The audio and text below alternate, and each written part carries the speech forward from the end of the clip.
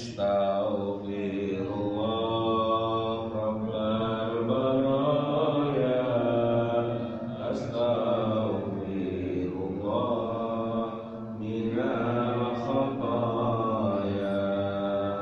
Rabbi zidni ilman nafi'an wa waffiqni amalan shalihan. Astaghfirullah Rabbal baraya. Astaghfirullah minal khataya. Rabbi zidni ilman nafi'an wa waffiqni amalan shalihan. Alhamdulillah. Bismillahirrahmanirrahim. Assalamualaikum warahmatullahi ta'ala wabarakatuh. Waalaikumsalam warahmatullahi wabarakatuh. Alhamdulillahirabbil alamin. Nahmaduhu wa nasta'inu wa nastaghfiruh. Wa na'udzu billahi min syururi anfusina wa min sayyiati a'malina. May yahdihillahu fala mudilla lahu wa may yudlil fala hadiya lahu. Asyhadu an la ilaha illallah wahdahu la syarika lahu wa asyhadu anna Muhammadan abduhu wa rasuluh. Rabbi shrah li sadri wa yassir li amri wahlul 'uqdatam min lisani yafqahu qawli. Bapak Ibu sehat sekanten nggih? Alhamdulillah. Mudah-mudahan Gusti dengan sehat wal afiat, lancar rezeki, boten enten halangan napa-napa, awak sehat wal afiat, Amin. Amin. rezeki lancar, hidup insyaallah penuh barokah. Amin. Monggo kita lanjutkan ngaji kita. Bismillahirrahmanirrahim. Wa an Usama radhiyallahu anhu anin Nabi sallallahu alaihi wasallam qala. Diriwayatkan dari Usama, semoga Allah ridha kepadanya, dari Nabi Muhammad sallallahu alaihi wasallam, beliau berkata, apa kata Rasulullah? Kuntu ala babil jannah. Aku berdiri di pintu sorga. Fakana ammatun man dakhalahal masakin. Kebanyakan orang yang memasukinya itu adalah orang-orang miskin. Wa ashabul jaddi mahbusun. Sedangkan orang-orang kaya masih tertahan. Wa anna ashabin nari qad umira bihim ilan nari. Saya ulangi. Washabul jaddi mahbusun wa anna ashabin nari qad umira bihim ilan nari. Sedangkan orang-orang yang kaya masih tertahan. Tertahan di sini adalah tertahan oleh perhitungan kekayaannya. Orang-orang miskin langsung masuk, orang-orang kaya masih tertahan. Nah, tertahan karena masih perhitungan kekayaannya. Dapat rezeki dari mana, diperoleh dengan cara yang halal atau cara yang riba, dan seterusnya. Belum diizinkan untuk masuk surga. Belum diizinkan untuk masuk surga. wa ra'an ashabin nari qad umira bihim ilan nari. Tetapi ahli neraka sudah diperintahkan masuk semua ke neraka. Wa kuntu ala babin nari. Saya juga berdiri di pintu neraka. Kalau tadi berdiri di pintu surga. Selanjutnya Nabi melanjutkan gawe wa kuntu ala babin nari, dan saya juga berdiri di pintu neraka. Fa idza amatu man dakhalahan nisa. Kebanyakan para ahli neraka itu adalah kaum wanita. Muttafaqun alaih. Hadis ini riwayat sepakat Imam Bukhari dan Imam Muslim akan kesohihan hadis ini. Muttafaq. Bapak Ibu hadirin sekalian yang saya hormati, apa yang bisa kita petik pemahaman dari hadis ini? Secara global saya artikan bahwa Rasulullah pernah dawuh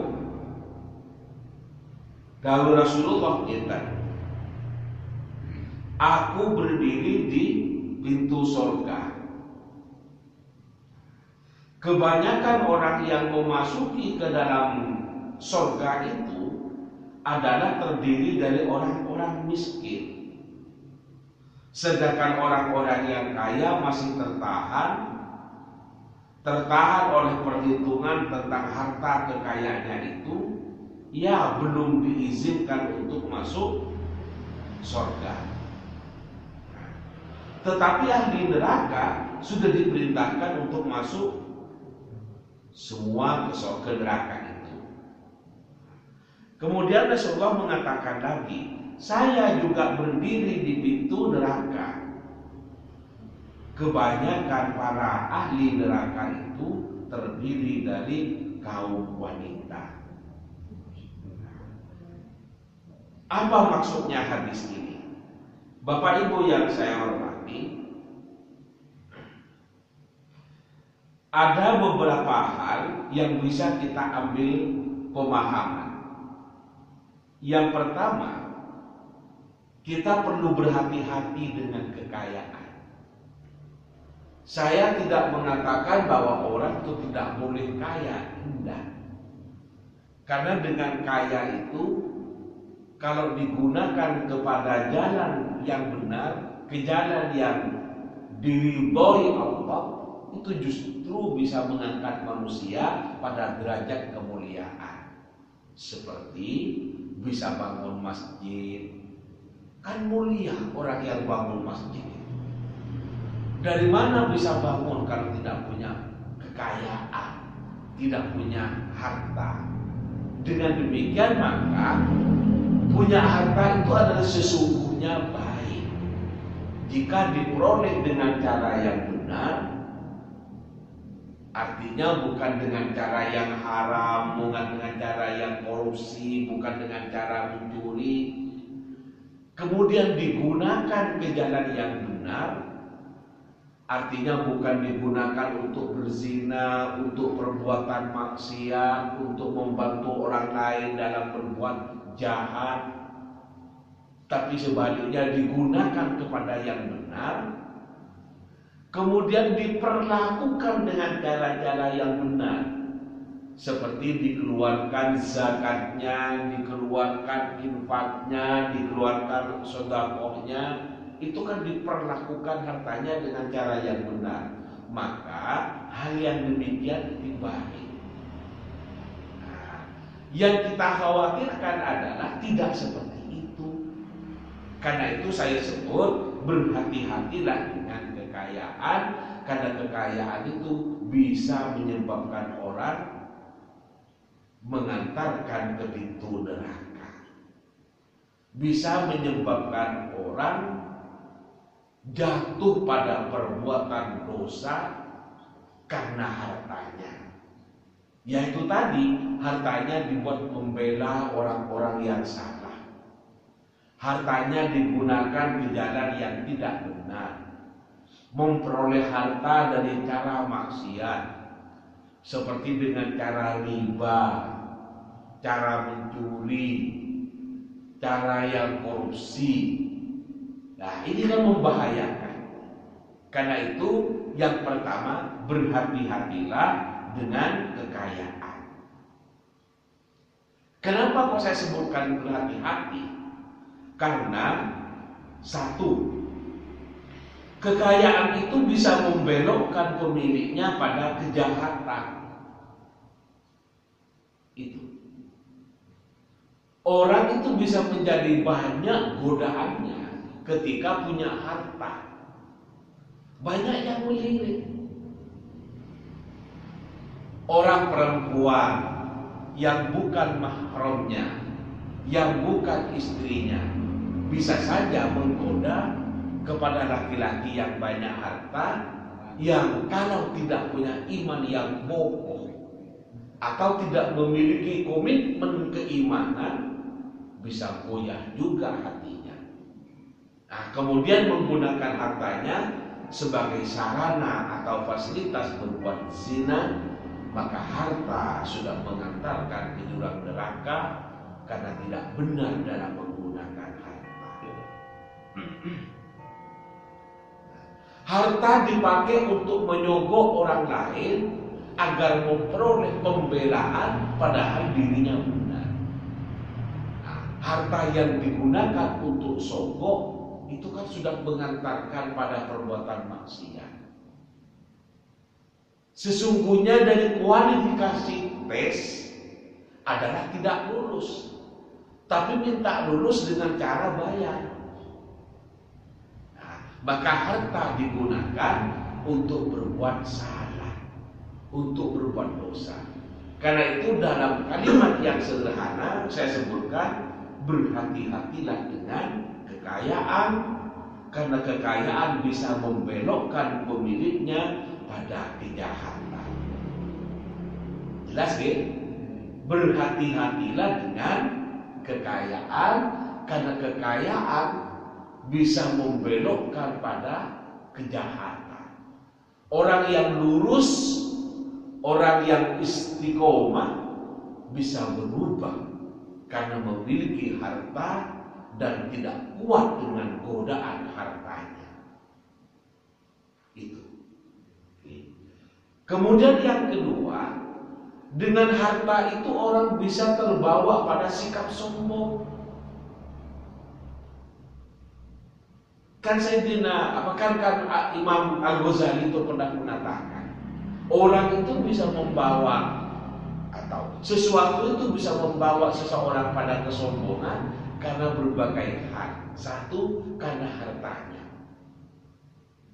merasa lebih kaya dari yang lain sehingga merasa lebih penting dibanding yang lain dianggap bukan apa-apa, bahkan kadang cenderung meremehkan, menghina orang lain. Saya orang kaya.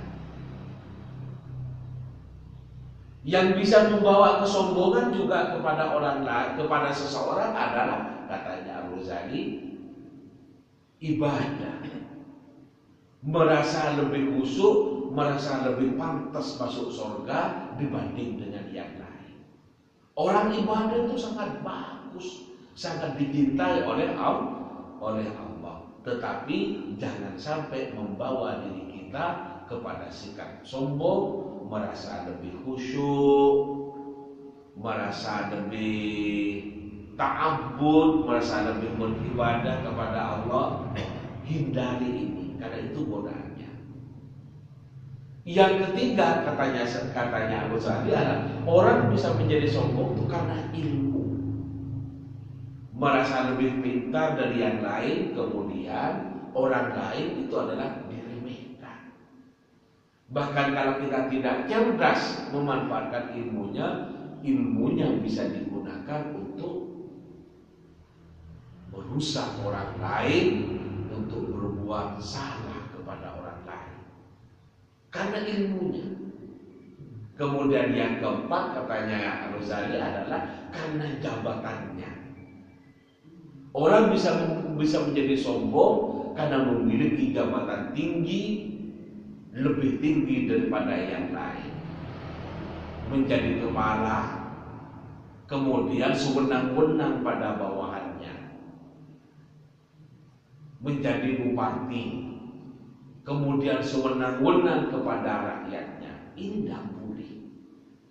Tidak boleh. Bisa membawa kesombongan akibat memiliki kedudukan yang tinggi. Karena itu maka harta, ketaatan ibadah, ilmu, jabatan, ini kalau kita tidak bisa menjalankannya, artinya tidak bisa menggunakan dengan cara yang amanah, bisa saja menjebak orang kepada sikap sombong. Naudzubillah. Kita punya harta bagus, kita punya ilmu hebat, kita punya jabatan luar biasa, dan kita juga punya kekayaan juga bagus, tapi jangan sampai semuanya itu mengantarkan kita kepada sikap sombong. Itu. Kemudian yang ketiga, kekayaan itu bisa menolak kebenaran.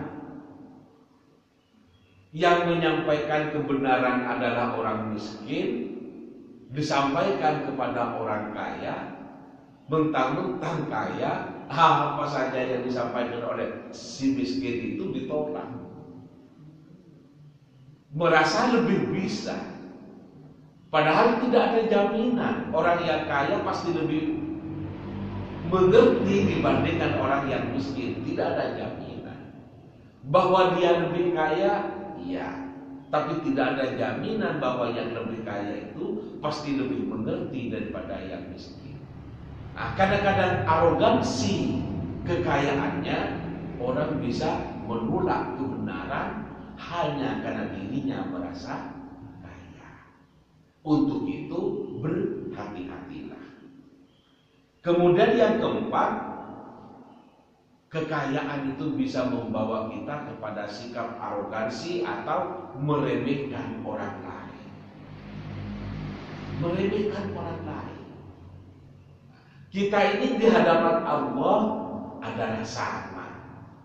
Yang kaya, yang miskin, di hadapan Allah adalah sama. Yang membedakan di antara kita adalah hanya karena takwanya. Inna akramakum indallahi atqakum. Sesungguhnya yang paling mulia di hadapan Allah itu adalah tergantung kepada nilai takwanya. Semakin bertakwa kepada Allah, semakin mulia di hadapan Allah.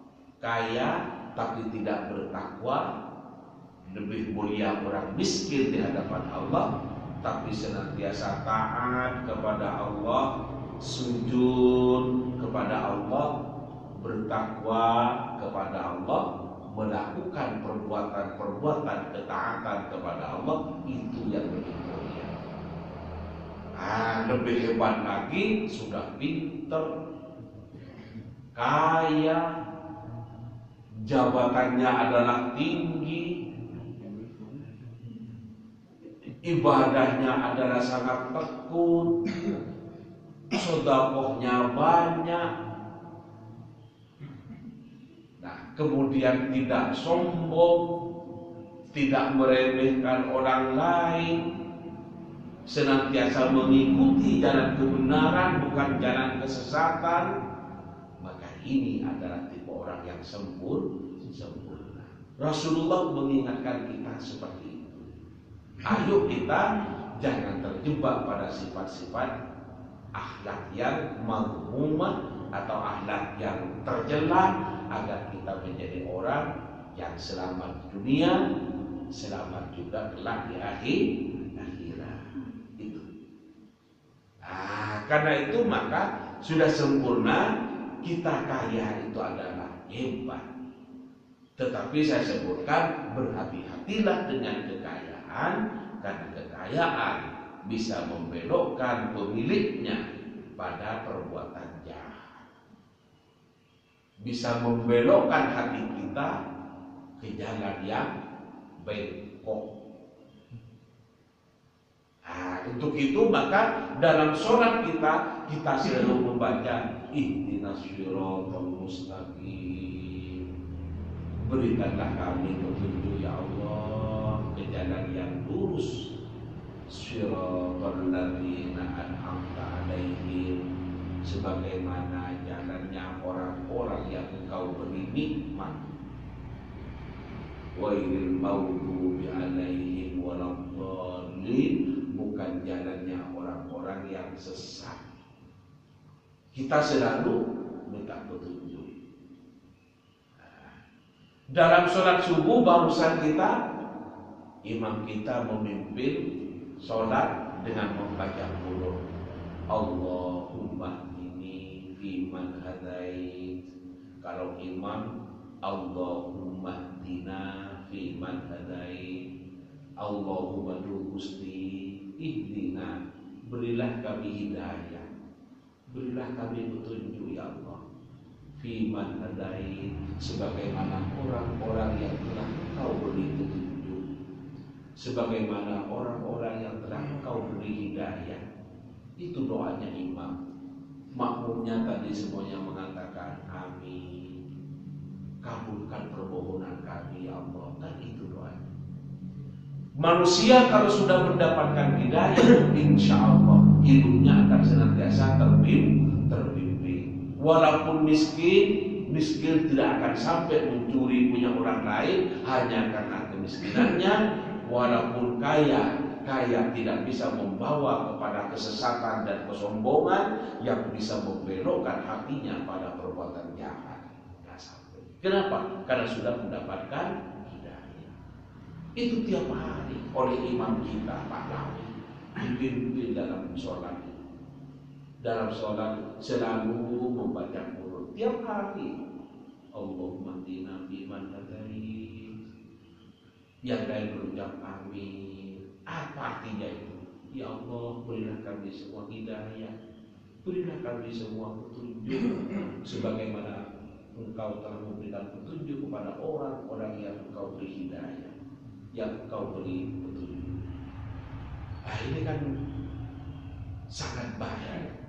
Mudah-mudahan doa kita baik dalam sholat maupun di luar sholat senantiasa diterima oleh Allah Subhanahu wa ta'ala. Bapak Ibu hadirin sekalian yang dirahmati Allah, poin yang kedua adalah kuntu, kata Rasulullah ini, kuntu ala babin nari, saya berdiri di pintu neraka. Tadi kan cerita berdiri di pintu surga, ngeliatin orang-orang kaya, ngeliatin orang-orang miskin, banyak yang segera masuk ke surga. Sementara yang kaya masih tertahan karena masih diperiksa harta kekayaannya kamu dapat dari mana. Nah, poin yang kedua ini dari hadis ini, kuntu ala babin nari, aku berdiri di pintu neraka. Fa idza amatu man dakhalahan nisa'u, kebanyakan yang masuk ke dalam neraka itu adalah para wanita. Ini nggak enak ini. Nah, kenapa kok wanita yang paling banyak masuk? Nah, dalam hadis ini hanya disebutkan begitu. Saya mencari dalam kitab yang lain, di hadis yang lain disebutkan begini. Wa ra'aitun nara falam arakal yaumi maghdharan, katanya Nabi. Aku belum pernah melihat pemandangan seperti hari ini. Wa ra'aitu aktsara ahliha an-nisa qattu wa ra'aitu aktsara ahliha nisaa. Saya melihat banyak perempuan itu masuk ke neraka. Qalu, mereka bertanya, lima ya Rasulullah, lima ya Rasulullah, kenapa mereka itu banyak yang masuk ke neraka? Qala, beliau menjawab, bikufrihinna, karena kekufuran mereka. Kufur nih kalau kufur itu adalah tidak pandai bersyukur. Seperti kalimat kufur nikmat, itu namanya tidak mensyukuri nikmat. Sudah kaya masih saja serakah meroyok punyanya orang lain. Sudah kaya tidak mau mensedekahkan hartanya dan sebagainya. Itu kan kufur nikmat. Itu. Jadi ketika Rasulullah mengatakan bahwa banyak yang masuk ke neraka itu adalah terdiri dari orang perempuan atau wanita, kemudian ada sahabat yang bertanya, kenapa ya Rasulullah kok perempuan itu masuk neraka? Jawaban Rasulullah, bikufrihinna, karena mereka kufur. Gila, ada yang bertanya, yakfurna billah, apakah mereka kufur kepada Allah? Apa jawab Rasulullah? Qala yakfurnal ashir wa yakfurnal ihsan. Mereka itu kufur kepada suami dan mengkufuri kebaikan suami.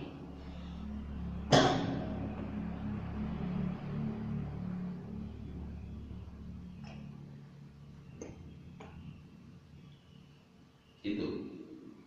Jadi ada penegasan yang lebih tegas dalam hadis ini dari hadis yang sebelumnya, bahwa banyak wanita yang masuk neraka, atau di neraka itu lebih banyak terdiri dari orang wanita, karena orang wanita itu adalah kufur.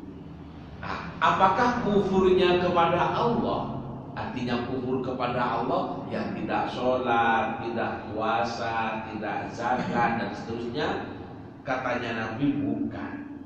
Nah, kufurnya itu yakfurnal ashir, mereka kufur kepada suami, wa yakfurnal ihsan, dan mereka kufur kepada kebaikan suami. Apa yang dimaksud dengan kufur kepada suami? Kebanyakan wanita itu tidak memuliakan suaminya. Memuliakan suami itu adalah kewajiban bagi perempuan. Sampai Nabi itu pernah mengatakan, andaikan manusia itu boleh bersujud kepada sesama manusia, niscaya saya perintahkan untuk bersujud kepada suaminya. Tapi karena tidak boleh untuk bersujud kepada sesama manusianya, maka tidak diperintahkan untuk bersujud kepada suami. Tetapi paling tidak hadis ini memberikan gambaran bahwa betapa seorang istri itu harus menghormati, harus memuliakan, tidak boleh merendahkan kepada suami. Agar istri itu mau memuliakan dan merendahkan, mau memuliakan dan tidak merendahkan, maka suami juga wajib melaksanakan kewajiban-kewajibannya. Salah satu kewajibannya adalah memberikan nafkah lahir batin. Ya, memberikan nafkah dalam arti memberikan biaya hidupnya, memberikan nafkah batin dalam arti yang mengumpulinya, memberikan perlindungan dalam arti yang juga memberikan rumah, memberikan perlindungan yang juga dalam arti memberikan sandang. Karena itu laki-laki itu wajib ngayomi, wajib nginguni, wajib ngeloni. Yang terakhir jangan ditinggal itu. Kayak duit dong, kalau dikeloni cari laki-laki lain. butuh Pak ngono-ngono. Gitu. Jadi sama saja, orang laki-laki butuh, orang perempuan juga butuh. Dek, aku 3 bulan tak boleh dek tak kirimin duit toh. Tetangganya tahu, istri kita 3 bulan kan. Biasanya harus otot-otot ngelah di kota ya. Dan di cek sopan nih. Sana aku sih bantu tak angkat lu nanti jadi sampean. Terus 4 bulan tak tahu boleh. Masanya kok iso cek mentolo itu jadi sampean itu. Besoknya lain lagi. Sana aku ngangkat dewi dibantu. Boleh tanam jasa. Sana kok cek api sijak iyo aku deh. Ya, sawah nggak tahu dirawat, bisa ada yang merawat nanti.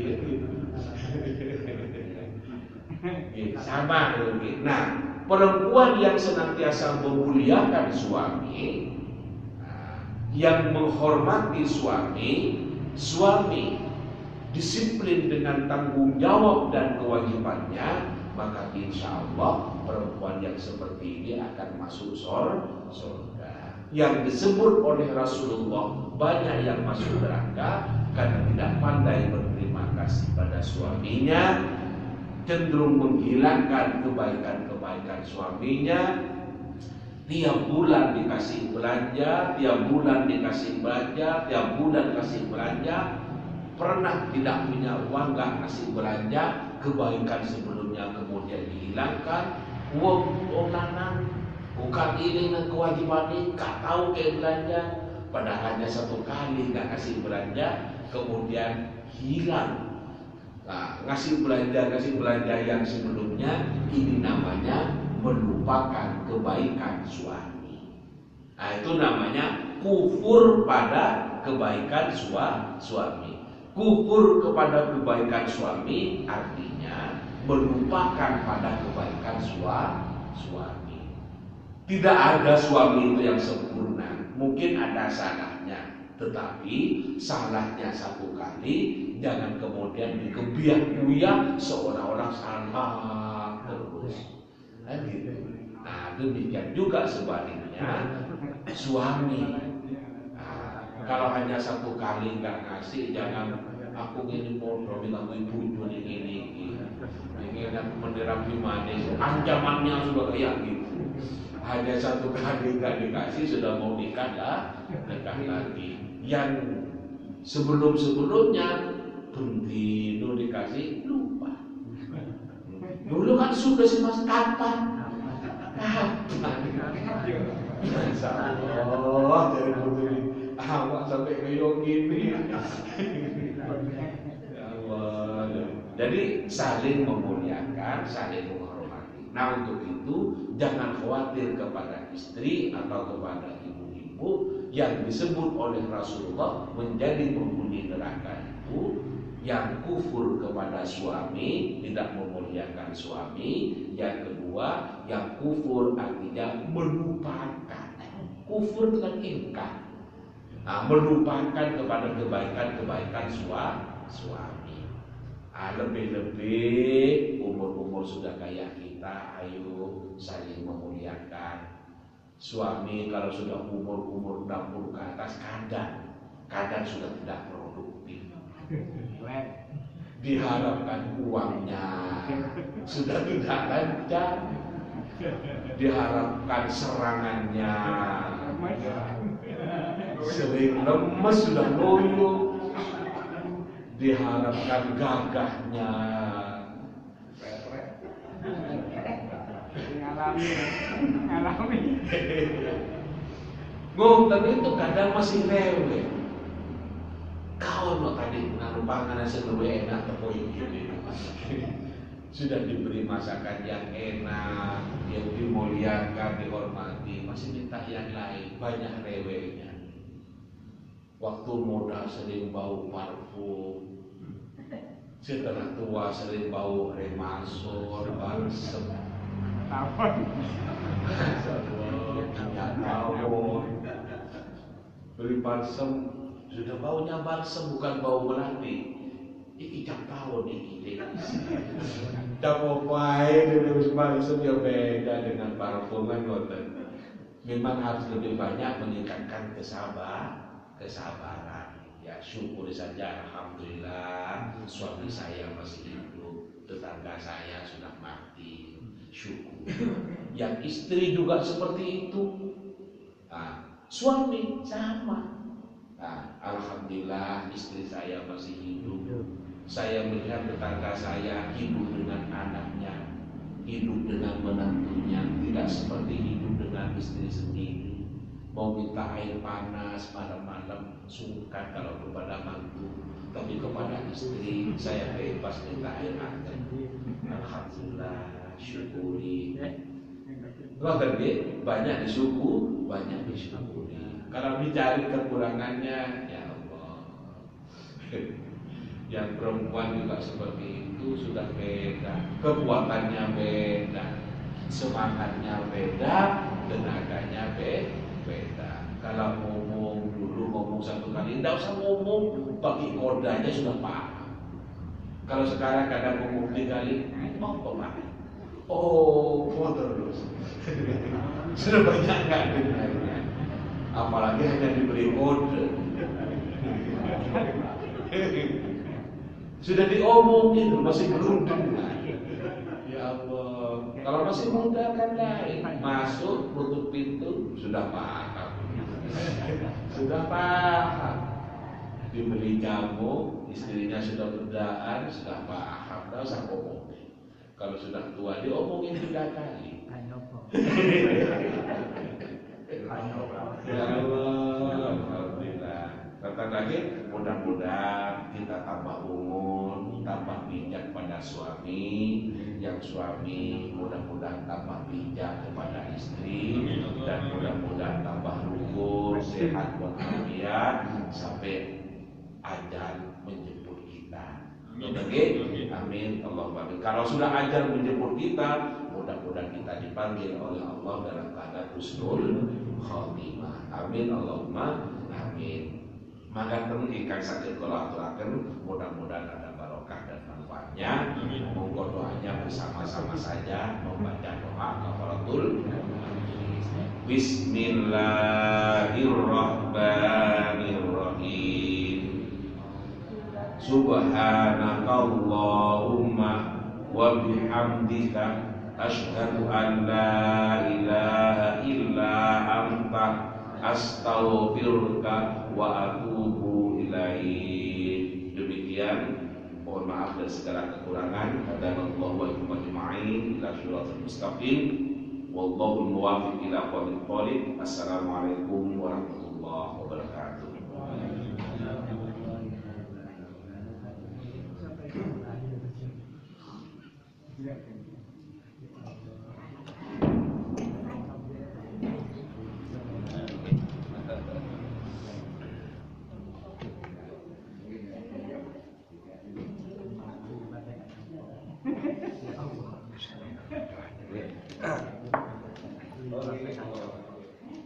Monggo